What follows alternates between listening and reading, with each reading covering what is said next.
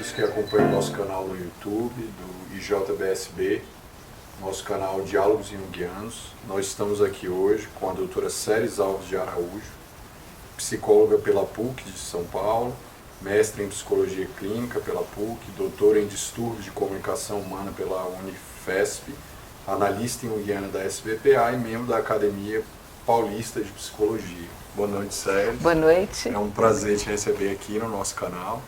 Hoje você vai trazer uma aula aqui para o Instituto a respeito de família. Isso. E eu queria saber, né, o que você trouxe para enriquecer aí de informações as aulas dos alunos. O que você poderia falar sobre a família? Sobre a família. Então, para mim foi muito bom receber o convite da Áurea para falar a respeito de família, dos desafios que nos dias de hoje a gente enfrenta com esse tema, né, com as famílias. Jung, ele dizia que, ele falava que ao se observar crianças, se deveria levar em conta a importância dos conflitos não resolvidos dos pais. Então isso faz com que o terapeuta junguiano, o analista junguiano, precise dar muita atenção àquilo que acontece dentro do sistema familiar. A família mudou muito nessas últimas décadas, né? Se a gente pensar no metade do século passado para agora, as famílias são irreconhecíveis, né? A gente tem maneiras diferentes de constituir famílias. Então a gente tem famílias constituídas, famílias destituídas e famílias reconstruídas. E dentre as famílias constituídas, a gente tem várias formas de constituição. Então a gente tem casados que moram em casas diferentes. A gente tem casais separados que moram na mesma casa. Isso para falar das famílias constituídas. Das famílias desconstituídas, as maneiras de morar, as maneiras de se relacionar são as mais diferentes possíveis. E quando a família é reconstituída, a gente não consegue nem pensar na família nuclear, mas a gente pensa quase num condomínio de famílias. Porque tem novos casamentos, tem novos filhos, tem os filhos do primeiro casamento, os filhos do segundo casamento, os filhos do terceiro casamento. E às vezes os filhos dos outros casamentos também fazem parte do núcleo familiar. Então a gente tem uma multiplicidade de pessoas muito grande que se relacionam com aquele pai, com aquela mãe. Ou só com aquela mãe, ou só com aquele pai. A gente tem também, nos dias de hoje, famílias monoparentais. A família monoparental sempre existiu, ela não é nova, mas ela nunca foi tão frequente como nos dias de hoje. Então a gente tem as produções independentes, a gente tem as pessoas que resolvem ficar juntas para ter um filho, mas que planejam viver separados, não tem nenhum laço de casamento. Então, se antigamente a família era reunida ou se era instituída em função dos casamentos, hoje o casamento não é aquilo que constitui a família. A frequência diminuiu muito, então as famílias se formam e se organizam independente de casamentos, muitas vezes.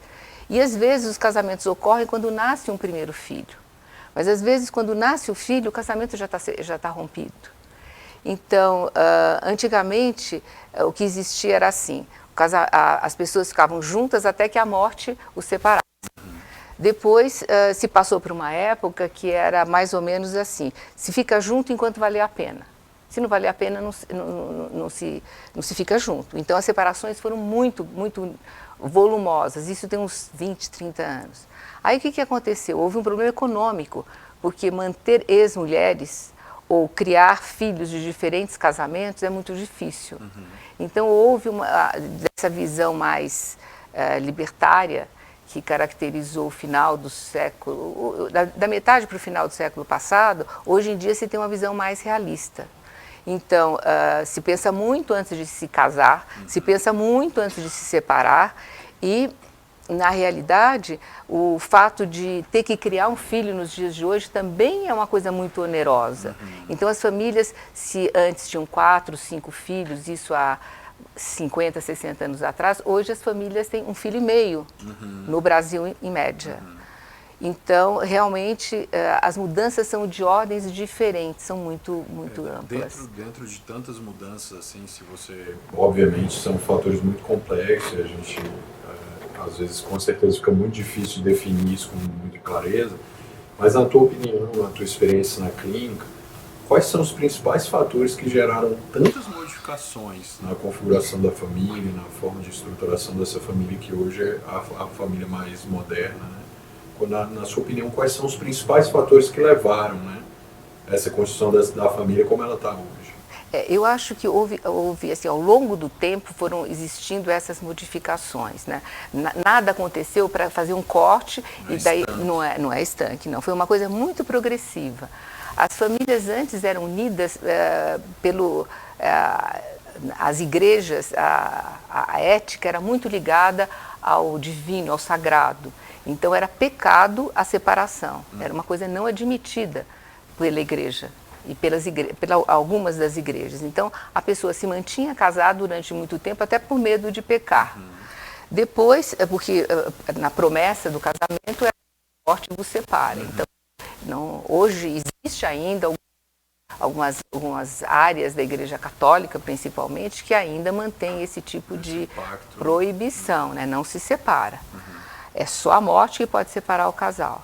Agora, com o advento da modernidade, da ética da ética não tão religiosa, mas da ética mais laica, isso mudou. Então o homem passou a acreditar que ele tinha direito sobre a vida dele e que não necessariamente ele não ia cometer um pecado se separasse. Mas aí o poder econômico, a situação, as questões econômicas pesaram muito com aquilo que eu tinha dito, em função de se ter muitos filhos, de muitos casamentos. Então, hoje, a família se estrutura de uma maneira diferente. O casal se aproxima, na medida em que eles experimentam para ver se dá certo, se é possível ficar junto. O filho é planejado, os casais têm poucos filhos hoje em dia, e quando se separam, não necessariamente têm outros filhos de outros casamentos. Quer dizer, a necessidade de buscar controle da natalidade favoreceu esse tipo de coisa também. As fertilizações assistidas, então, hoje em dia, ainda que não seja lei isso, mas a pessoa escolhe o sexo do próprio filho. A fertilização assistida trouxe diferentes maneiras de nascimentos, né? Então, antigamente você tinha o filho biológico e o filho adotado. Eram as duas únicas possibilidades. Hoje você tem uma variedade imensa de formas de nascer. Ou seja, então nós vemos fatores econômicos, religiosos, de progressão científica, do próprio desenvolvimento tecnológico. Exatamente. Tudo Isso impactando as famílias, né? Agora, uma coisa que eu gosto de, quando eu falo a respeito de família, eu acho que é muito importante verificar a inserção das pessoas de diferentes idades nessa família. Que o sistema familiar é um conjunto dinâmico e que vai mudando ao longo do tempo, principalmente em função do crescimento do filho. Então, a família, o processo de desenvolvimento, em termos junguianos, é um processo que começa na hora da concepção e termina na hora da morte. Esse é o processo de individuação do ser humano. Então, o bebê, o feto, o embrião primeiro e depois o feto, ele já tem existência dentro da família. Hoje, rapidamente se sabe o sexo da criança que está sendo gerada, se sabe características daquela criança e aquela criança já recebe um nome. Então, hoje, o embrião e o feto já é o filho. Um filho que tem um nome e o filho que tem uma posição na hierarquia familiar, no sistema familiar. Depois a gente tem a importância da primeiríssima infância, que o período seria da hora do nascimento até o primeiro ano de vida, primeiro ano de vida ou 18 meses, em algumas classificações. Esse período é fundamental para a constituição do ser humano. Então, pai, mãe, avós, o entorno familiar é importante em termos da base da identidade daquele futuro ser humano. Então, a família se estrutura ao redor daquele bebê que está ali recém-nascido. Lidar com uma criança é diferente de lidar com um pré-adolescente, diferente de lidar com um adolescente. E depois muito diferente de lidar com aquele adulto jovem que não sai de casa, que permanece na casa dos pais.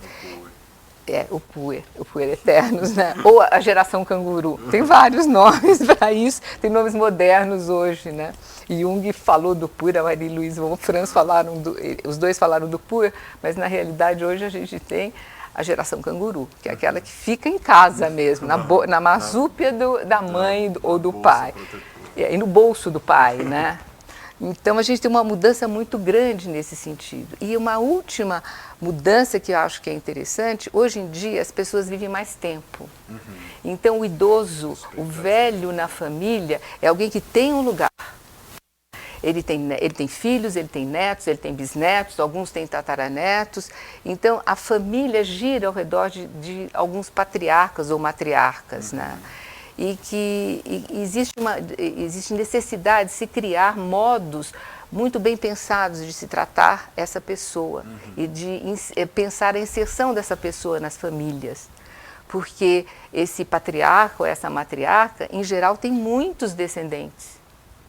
Então isso cria um sistema familiar muito diferente.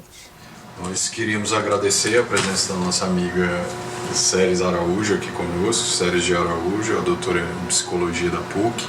Agradecer a contribuição que ela está dando para o nosso canal. Continue acompanhando as nossas entrevistas. Um grande abraço e acompanhem aí o nosso trabalho. Até mais. Tchau, tchau.